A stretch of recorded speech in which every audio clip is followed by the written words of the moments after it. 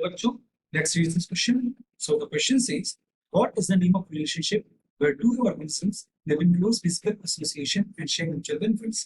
जो हमारा क्वेश्चन है वो कह रहा है ऐसी कौन सी रिलेशनशिप है जहाँ पे दो ऑर्गेनिज्म क्लोज फिजिकल एसोसिएशन में रहते हैं, दैट मीन्स आपस में साथ में रहते हैं एंड शेयर म्यूचुअल बेनिफिट्स, और आपस में एक दूसरे के बेनिफिट्स शेयर करते हैं। हमारी इकोलॉजी में कई सारी स्पीशीज साथ में एग्जिस्ट करती हैं, और जब स्पीशीज साथ में एग्जिस्ट करती हैं तो उनके बीच में होता है इंटरेक्शन।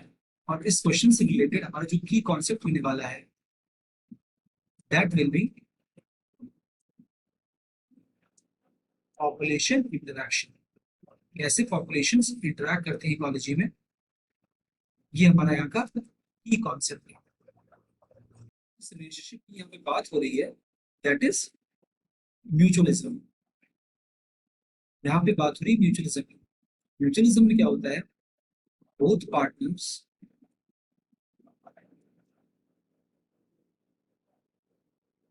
कन्फर्स बेनिफिट, मतलब दोनों ही साथ में रहते हैं और दोनों का क्या होता है, फायदा होता है।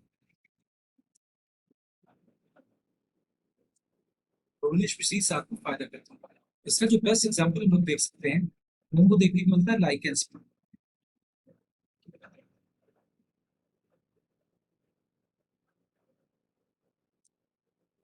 लाइकेन क्या होता है, लाइकेन इज एसोसिएशन ऑफ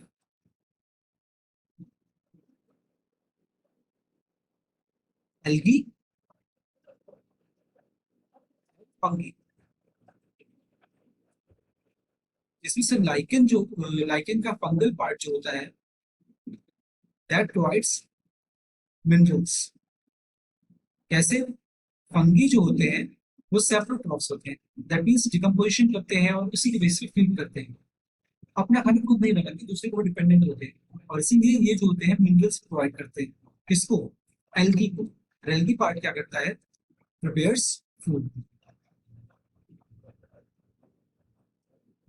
और इस तरह से एल्गी फंगी से मिनरल से लेता है और फंगी एल्गी का प्रिपेयर किया हुआ फूड ले लेता है, और ये दोनों जो है साथ में इंटरेक्ट करते हैं।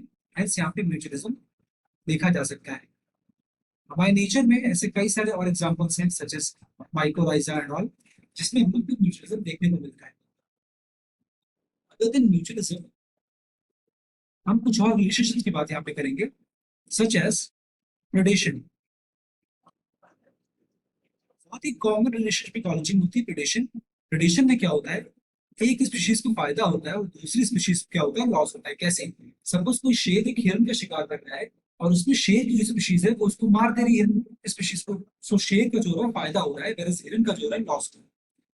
Now similar things happen in parasitism. कैसे, जो पैरासिटिज्म होता है, यहाँ पे जो पैरासाइट होता है वो अपनी होस्ट से बेनिफिट कन्फर करता है, लेकिन जो होस्ट होता है उसका लॉस हो रहा होता है। सपोज कोई हमें कोई बैक्टीरिया या फिर कोई वायरस हमारी बॉडी के अंदर आ गया, तो हमारे अंदर में पैरासाइट बन के आया है, वो हमारे ऊपर रह रहा है। कोई लीच हमारे पर चिपक गई, सो हमारा ब्लड सक कर रही है और उससे उसको फायदा हो रहा है, अगर हम को लॉस हो गया।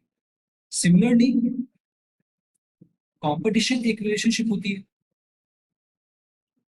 अब कंपटीशन में इंटरेस्टिंग चीज ये होती है कि यहाँ पे दोनों ही स्पीसीज को लॉस होता है, क्योंकि कंपटीशन जब होता है तो किसी पर्टिकुलर रिसोर्स के लिए होता है, और वहां पे दोनों ही स्पीशीज को लॉस देखना पड़ता है। एक रिलेशनशिप और होती है जिसको बोलते हैं कमेंसलिज्म। अब कमेंसलिज्म में क्या होता है, यहाँ पे एक स्पीशीज को फायदा हो रहा होता है और दूसरी स्पीशीज को कुछ भी नहीं हो रहा होता।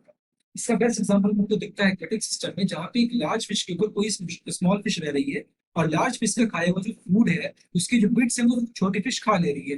हेंस छोटी फिशेस को बड़ी फिश से फायदा हो रहा है, बड़ी फिश को छोटी फिश से कुछ भी नहीं मिल रहा है। हेंस एक स्पीशीज का फायदा और दूसरे का कुछ भी।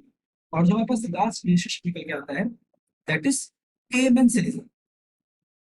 एमेंसिलिज्म में क्या होता है, यहाँ पे एक स्पीशीज का लॉस हो रहा होता है और दूसरे को कुछ भी नहीं हो रहा होता है। तो ये हमारे पास 6 रिलेशनशिप्स हैं, और जहां इस क्वेश्चन में जिस रिलेशनशिप की बात हो रही थी वो था mutual. Hope you got the answer. Thank you.